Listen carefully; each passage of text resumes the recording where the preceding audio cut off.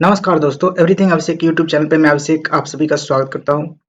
इस वीडियो में आप जानेंगे भौतिक विज्ञान से रिलेटेड सारे फैक्ट। और इस सीरीज होगा एक प्रकार का, जिसमें आप जानेंगे भौतिक विज्ञान से। उसके बाद आपको केमिस्ट्री का दिखेगा। उसके बाद आपको कुछ विविध वन लाइनर जो फैक्ट होंगे उसको मैं बताने की कोशिश करूंगा। ये सारे के सारे बेस्ड होते हैं घटना चक्र के दृष्टि सामान्य विज्ञान पे। तो पिछला वाला जो वीडियो था जो जीव विज्ञान से था वो समाप्त हो चुका है। उसका लगभग जो एपिसोड, जिसका क्लास की संख्या आप समझें तो क्लास की संख्या उसका 18 क्लास होगा।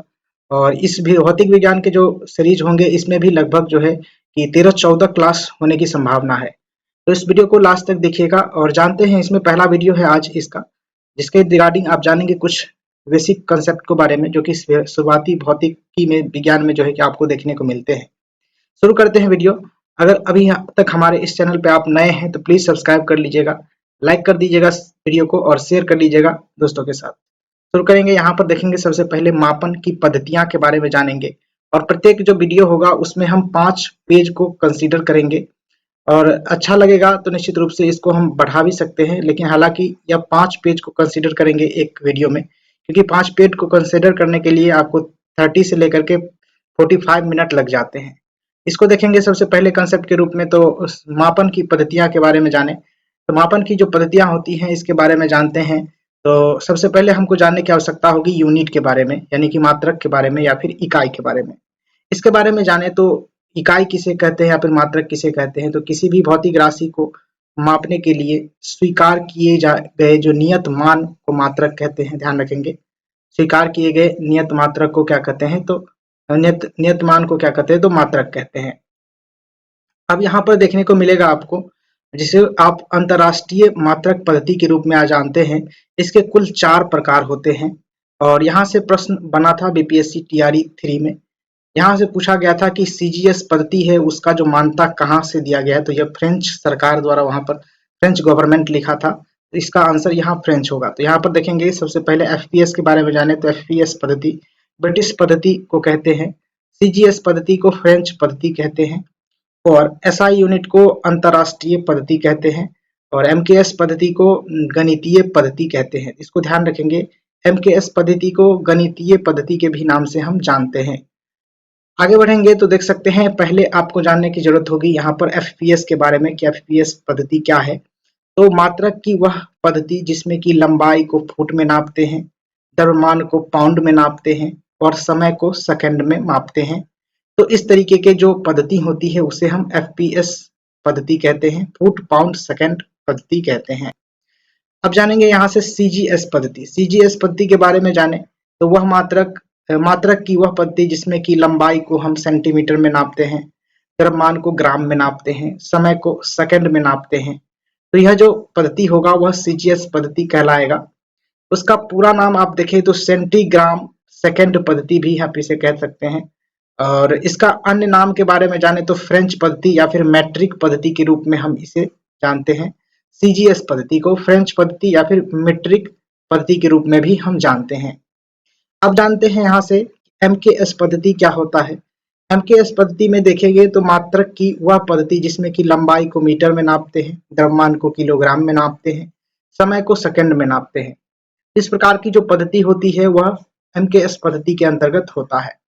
अर्थात के बारे में जानेंगे। अर्थात क्या बताया गया है कि लंबाई मीटर में जिसे एम से सूचित किया जाता है, द्रव्यमान किलोग्राम में, समय सेकंड में, इस तरीके से।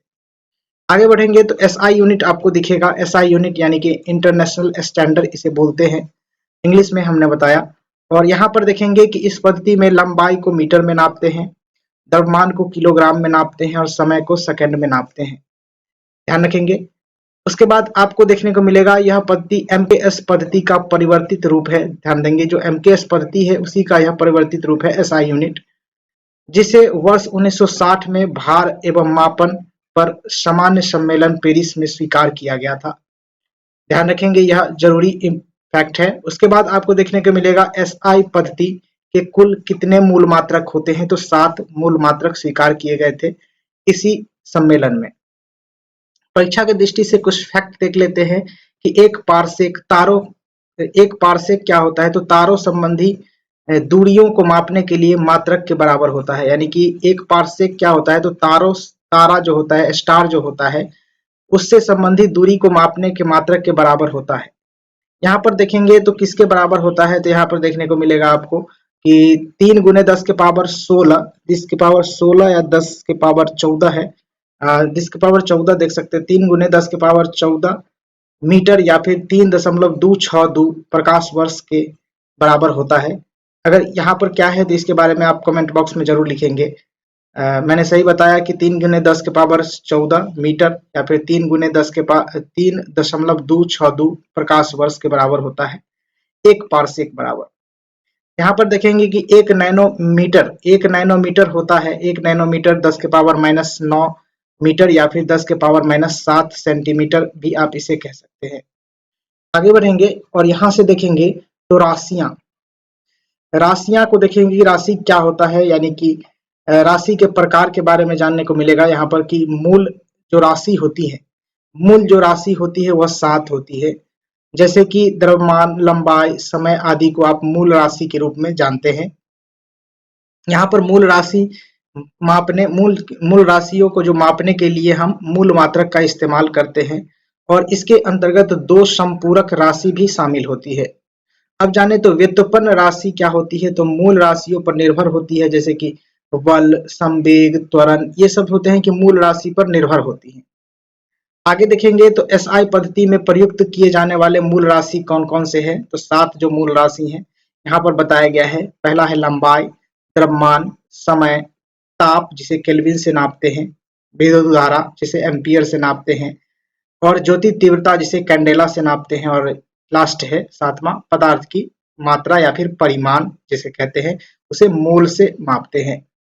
संपूरक मात्रक के रूप में आप जाने तो पहला है कोण का मात्रक जिसे रेडियन से सूचित करते, रेडियन से मापते हैं, और दूसरा है घन कोण जिसे ठोस कोण के नाम से भी हम जानते हैं। वह उसका जो मात्रक है एस्टेरेडियन होता है जिसे एसआर से सूचित किया जाता है, रेडियन को आरएडी से सूचित किया जाता है। आगे जो एक फैक्ट दिया गया है उसको जान लेते हैं कि क्या आप जानते हैं मापन की सभी पद्धतियां में समय को सेकंड से ही व्यक्त किया जाता है।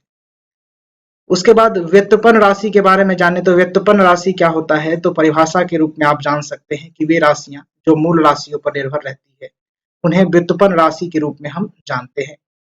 जैसे बल, संवेग, त्वरण आदि को हम व्युत्पन्न राशि कहते हैं। आगे देखने को मिलेगा एक तालिका या फिर चार्ट जो कि परीक्षा की दृष्टि से बेहद ही महत्वपूर्ण होता है। इसमें आप देखेंगे कि डेका को 10 का घात कितना होता है डेका में, तो यहाँ पर पूछा जाता है कि डेका जो होता है उसमें जो है कि 10 के कितने घात होते हैं, तो 1 घात होता है। इस प्रकार से प्रश्न पूछा जाता है। डेका यानी कि 10 के पावर 1, हेक्टो 10 के पावर 2, किलो 10 के पावर 3, मेगा 10 के पावर 6, गीगा 10 के पावर 9, टेरा 10 के पावर 12, पेप्टा 10 के पावर 15, हेक्सा 10 के पावर 18। ध्यान रखेंगे। और इसे इस प्रकार से सूचित किया जाता है, जैसे डेका को DA, हेक्टो को H, किलो को K, मेगा को बड़ा वाला कैपिटल वाला M, उसके बाद गीगा को कैपिटल G, टेरा को कैपिटल T, पेप्टा को कैपिटल P और एक्सा को कैपिटल E से सूचित करते हैं। आगे कुछ और दिए गए हैं घात, जैसे डेसी के जाने तो डेसी को माइनस यानी कि 10 के पावर -1 या फिर 10 to the power 10 to the power inverse 1 कह सकते हैं या फिर इनवर्स कह सकते हैं।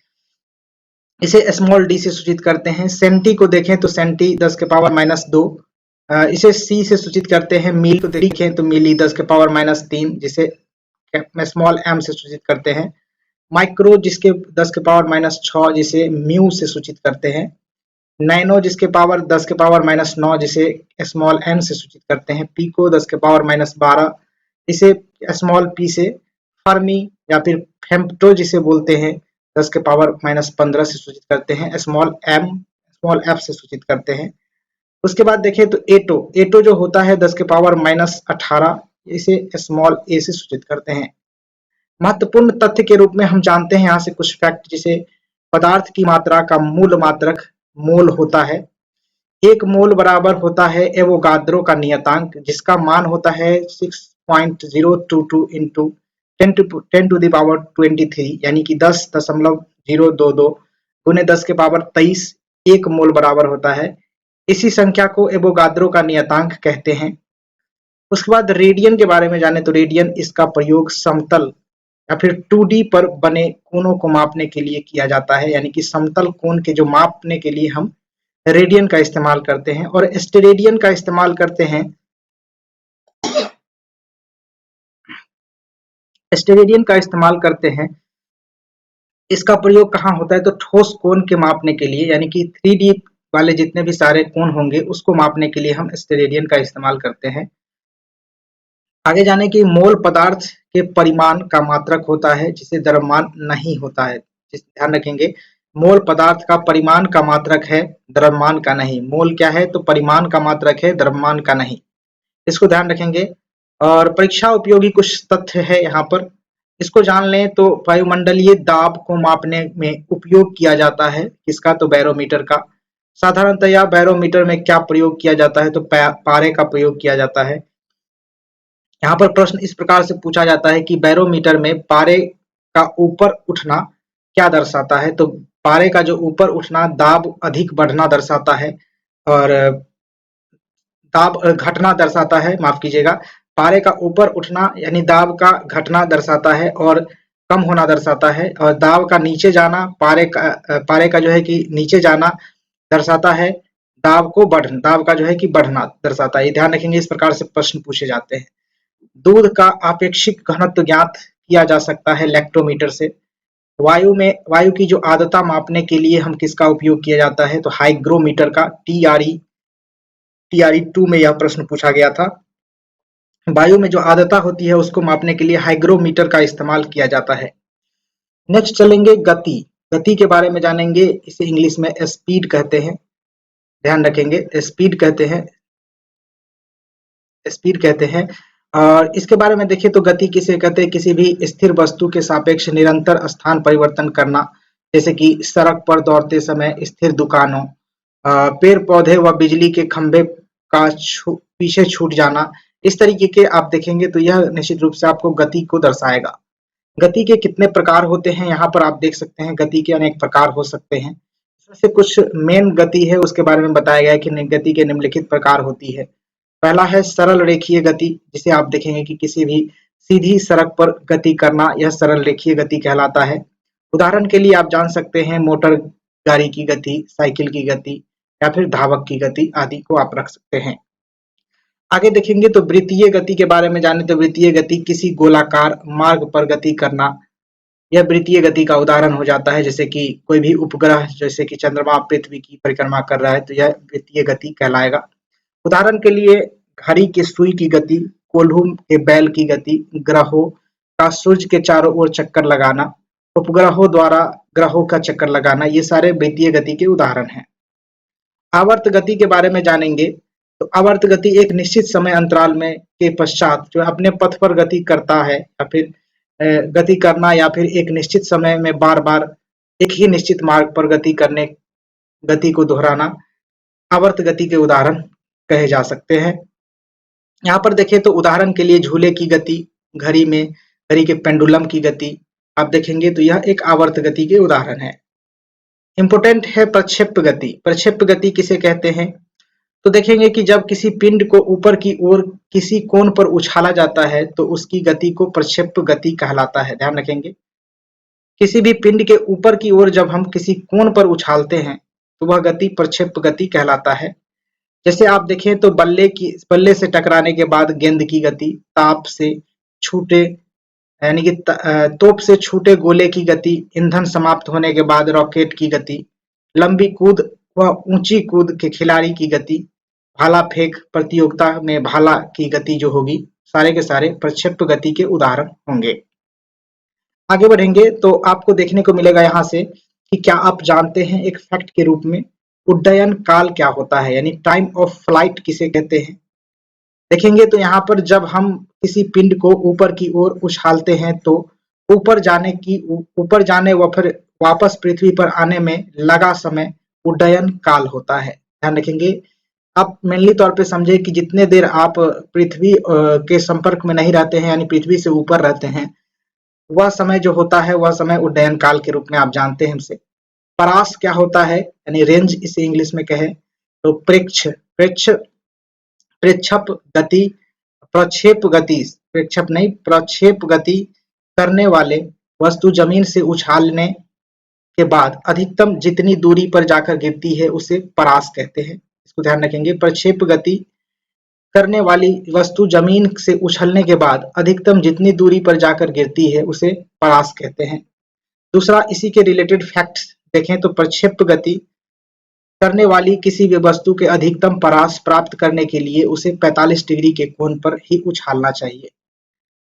जैसे देखिए कि जैसे लंबी कूद करने वाले खिलाड़ी अधिकतम दूरी प्राप्त करने के लिए स्वयं को 45 डिग्री के कोण पर उछालता है।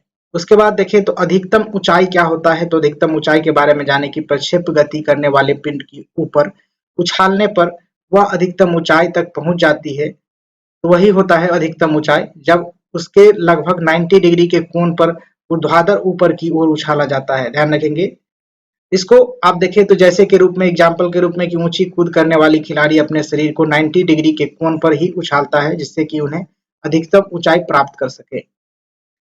आगे बढ़ेंगे तो देखने को मिलेगा यहाँ से आपका कि ऊर्ध्व या फिर गुरुत्वीय गति, यानी कि ऊर्ध्व या फिर गुरुत्वीय गति किसे कहते हैं। तो देखें तो इसके बारे में जाने कि जब कोई वस्तु ऊपर से नीचे की ओर आती है तो पृथ्वी के गुरुत्वाकर्षण बल के कारण उसमें जो गति पाई जाती है उसे ऊर्ध्व या फिर गुरुत्वीय गति के रूप में हम जानते हैं। जैसे कि छत से नीचे गिराई गई गेंद की गति ऊर्ध्व गति या फिर गुरुत्व गति के उदाहरण आप कह सकते हैं।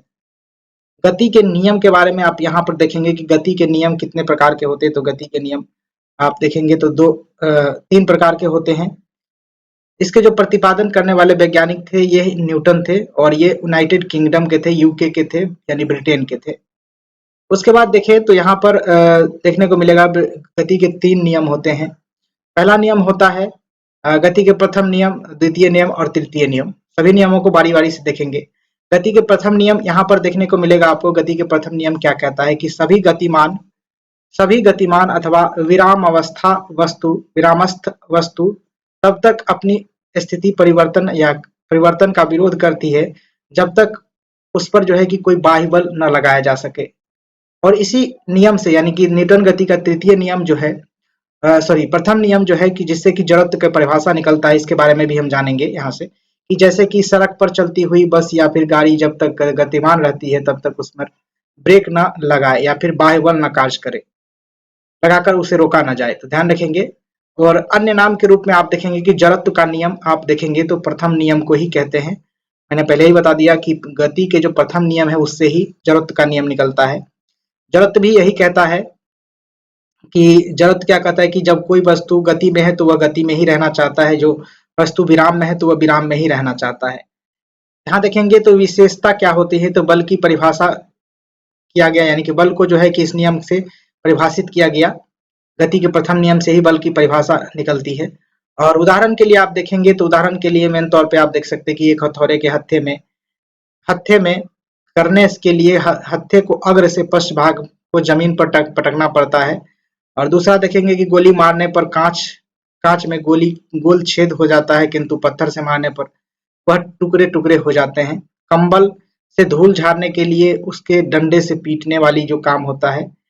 उसके बाद देखें तो चौथा उदाहरण आप देख सकते हैं कि चलती हुई गाड़ी के अचानक रुकने पर उसमें बैठे यात्री आगे की ओर झुकना। उसके बाद रुकी हुई गाड़ी को अचानक से चल पड़ने पर इसमें बैठे हुए यात्री को पीछे की ओर झुकना।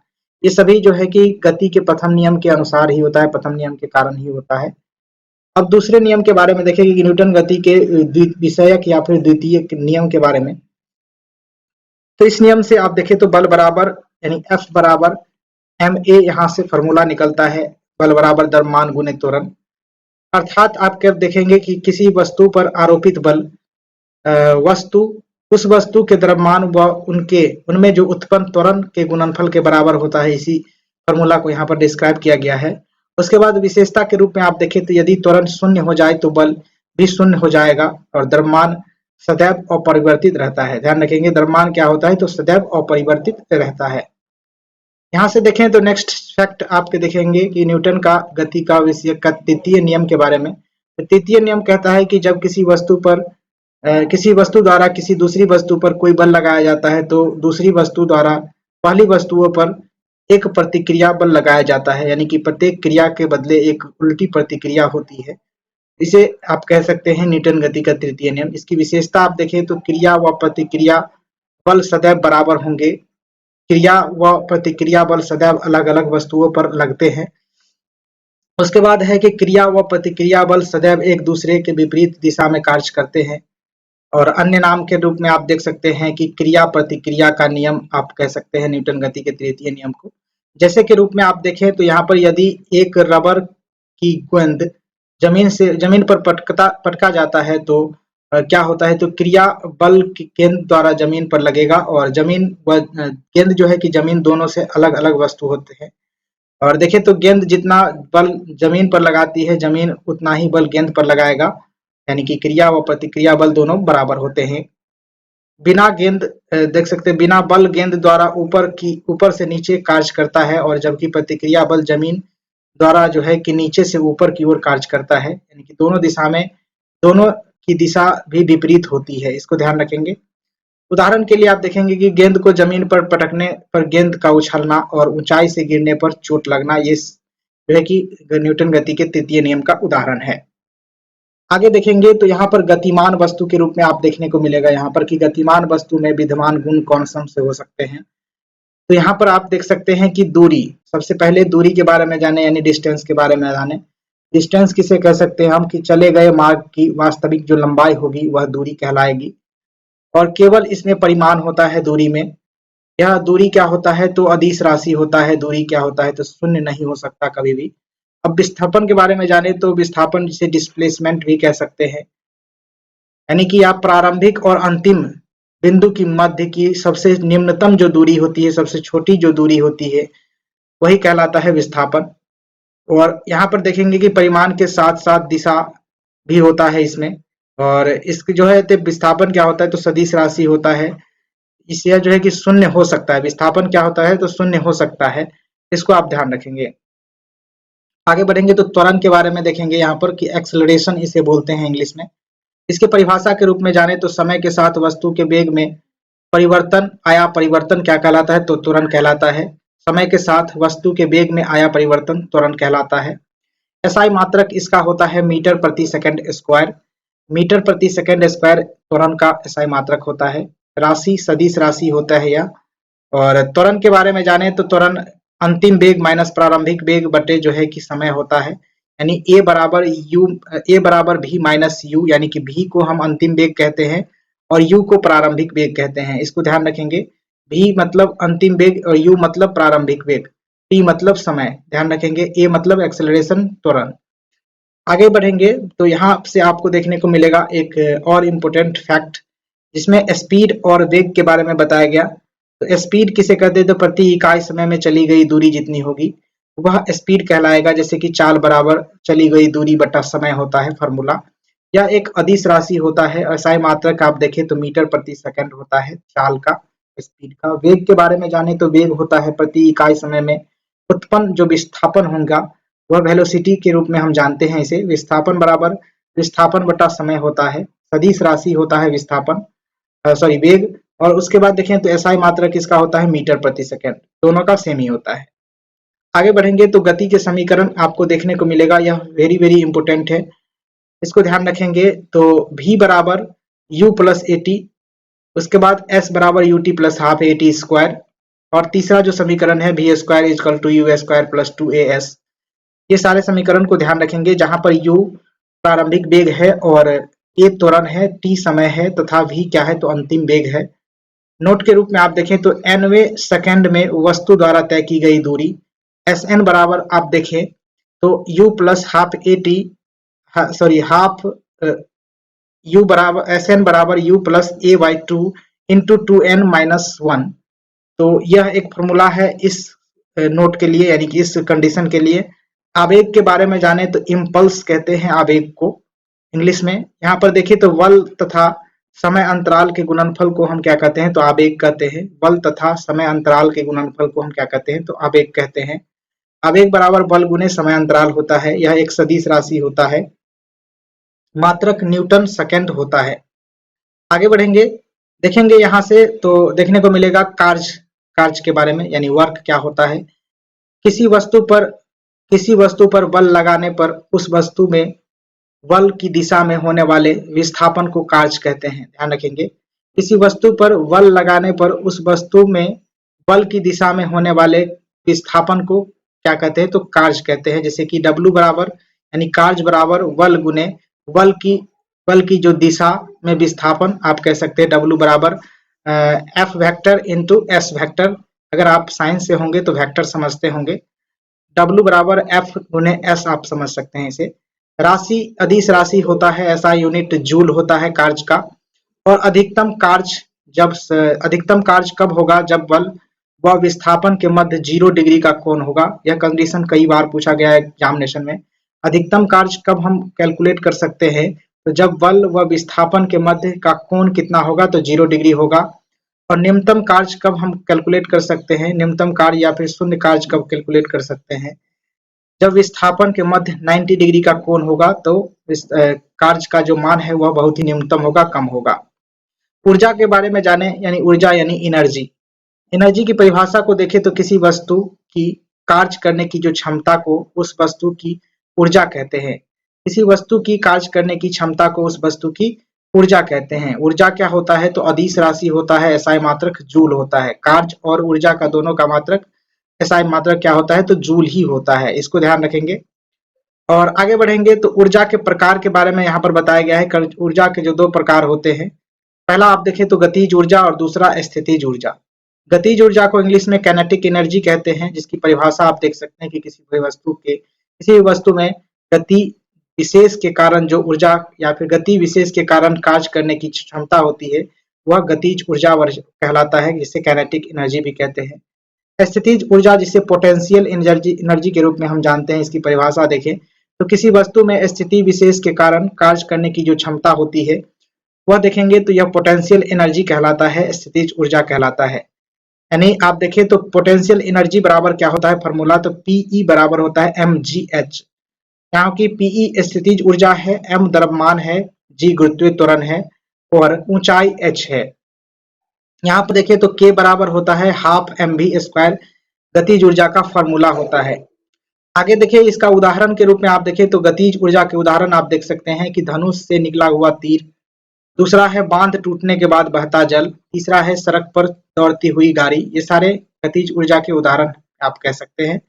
विशेष में आप देखेंगे कि वस्तु का वेग 2 गुना करने पर गतिज ऊर्जा 4 गुना हो जाता है। वस्तु का वेग 2 गुना करने पर गतिज ऊर्जा 4 गुना हो जाता है और वेग जो है कि आधा करने पर गतिज ऊर्जा 1/4 रह जाता है। इसको ध्यान रखेंगे, यह कंडीशन कई बार पूछा जा चुका है। अब देखेंगे तो स्थितिज ऊर्जा के बारे में जानिए कि पोटेंशियल एनर्जी के बारे में उदाहरण, तो इसका है बांध बनाकर रोके गए जल में, यह आपको देखने को मिलेगा स्थितिज ऊर्जा। दूसरा है आपका चाबी भरी हुई गाड़ी में स्थितिज ऊर्जा देखने को मिलेगा। कमान पर चढ़े हुए तीर में आपको दिखेगा स्थितिज ऊर्जा। उसके बाद जो है कि स्थितिज ऊर्जा के प्रमुख अन्य प्रकार भी आप देख सकते हैं। तो गुरुत्वीय स्थितिज ऊर्जा और विद्युत स्थितिज ऊर्जा, नाभिकीय ऊर्जा, रासायनिक स्थितिज ऊर्जा और पश्चात्य देख सकते प्रत्यास्थ स्थितिज ऊर्जा। ये सारे के सारे आप देखेंगे तो स्थितिज ऊर्जा के प्रकार है। विद्युत स्थितिज ऊर्जा, नाभिकीय स्थितिज ऊर्जा, गुरुत्वीय स्थितिज ऊर्जा, रासायनिक ऊर्जा और प्रत्यास्थ स्थितिज ऊर्जा। ये सारे के सारे जो होते हैं स्थितिज ऊर्जा के उदाहरण हैं। तो इस वीडियो में हम जाने बहुत सारे भौतिक विज्ञान से रिलेटेड कंसेप्ट के बारे में। अभी इसमें हम नॉर्मली चीज को देख रहे थे, जिसमें कि ऊर्जा, शक्ति, कार्य, ये सभी फैक्टों के बारे में हम जाने।